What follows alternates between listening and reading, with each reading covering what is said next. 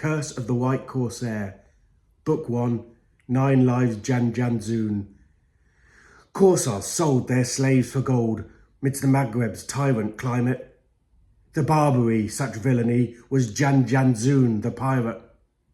Janszoon van Haarlem, born north of Amsterdam, beforeing his conversion, was still the devil's man. One of old Nick's very own, way before conversion. Unscrupulous his wayward roam, pursuing his perversion. Twisted to a wanton mind at 2 when Spain invaded. Seeing sights as a mere mite of girls galore degraded. Those Spanish rapes saw as a tot caused darkness is ignited. Those raw sights never more forgot, but by which so excited. Then growing up in poverty, in insipid ghettos, a skilled career as privateer brought colour from bordellos. Holland State paid his state, salarying wine and whoring. By a honed art to navigate, plunder kept in pouring. It paid for depraved ecstasies, for beggars back in port, result of raided enemies, which Spain seemed more a sport. Vast riches poured, so they ignored his numerous transgressions, massing much to oblige the Dutch to miss his sexed obsessions. His God-feared folk were not to blame, they tried to keep him grounded. Carnal lusts they'd hoped would tame with wife that he had founded. A pious, modest, mouse-faced wife whose name was Sootken Caves. But craved he more a bizarre life and found one on the waves. The waves, the wild sea waves, such scenes the sea had brought, of varied munted alleyways to which the lech was lured. Galleys granted gleeful days a paradise passport, a visa for such ribald days awaiting in each port. After plundering the waterways, 'twas passageways he sought.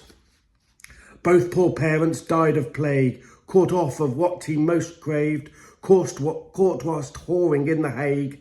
Dug he 4 grim family graves, for them a son and Sootken Caves. Talk was that of a satanic pact, a deal with the deceiver. Satan seemed to have his back to form him an achiever. For 2 infected he'd ball sacked, but got no cough nor fever. Carried it, but did not react, though snacked infected beaver. Whispers there was there a curse, folk died but stayed he healthy. The plague had claimed the life the first, and made the fiend more wealthy. They'd quick provide another bride, the government had bought her. Furnished him a second bride, who'd birthed a son and daughter. But marriage he could not abide, migrating to the water. They'd furnished him a second wife, then cut they their collusion. First gave their livelihoods denied, then outlawed their water goosen. His dark house cramped and cloying, it always oozed so clammily, and growing with the toying to flee the malady, he deserted them, destroying his desperate family. For it so dull and coitous bland, he despised acquired wife, and her stenching mouth like kissing sand. See beggaring seen now a crime, now stuck at home with hopeless time. Both children crap, the house a trap, and just a look see any chart or map was scenting liberty. With likewise crew he set to sea, from which one not returned. That day retired excitedly, to turn full time to tyranny, to turn with glee to piracy, and left their spouses spurned. Nor ever family man returned, as pirates they their bridges burned. Absconders turned to piracy, to pursue the life they yearned. Ivan Veenboer and Simon the Dancer were coastal Europe's prior canker. Over 40 craft that they captured for their resume, till Danziger's roost by use of day.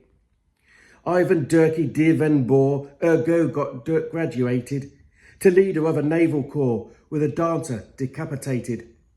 The admiral of the Algerine with an 8 frigate flotilla, plundering beyond between Crete and Spain Sevilla, pushed further up the Atlantic to tax the Canaries, spread Lanzarote panic by his Saxon mercenaries, came there upon a choicer touch than the population, a stolen ship and fellow Dutch with past collaboration, with Janszoon encircled and 400 cannon aimed, his calculations turtled as his second life got claimed.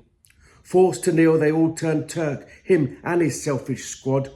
Forced to kneel, 'twas no ordeal, exchange his Christian God. So Jan crewed for Solomon race and signed to work his steerer.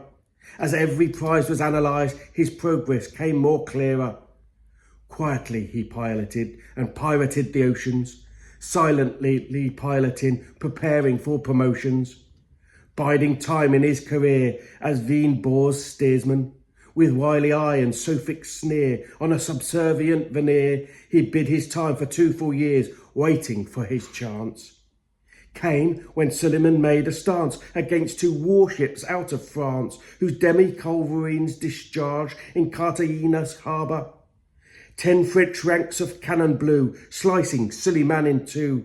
'Twas there that steersman Janszoon came captain of the extant crew. A skipper of surviving men, but used his third of 9 lives when a final missile mashed to meet 2 crew members on their retreat. 'Twas a fluke he chose to droop to pluck a punctured sliver. Purely luck he bent to duck the bit the bomb delivered. When up straightened he became pilot of the galley. Though the feeble fleet made lame, he limped them into sally.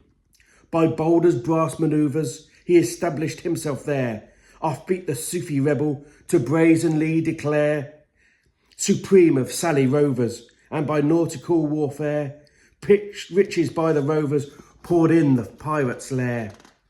Resources coursed in copiates, lots to Corsair utopias, to all Corsair utopias, yet Sally was the opiate to them and their associates. The rover's Eldorado that splits Zaydane's Morocco to form its own self-government, much to the prickled puzzlement of the embattled emperor by daring Dutch adventurer Grand Admiral Janszoon.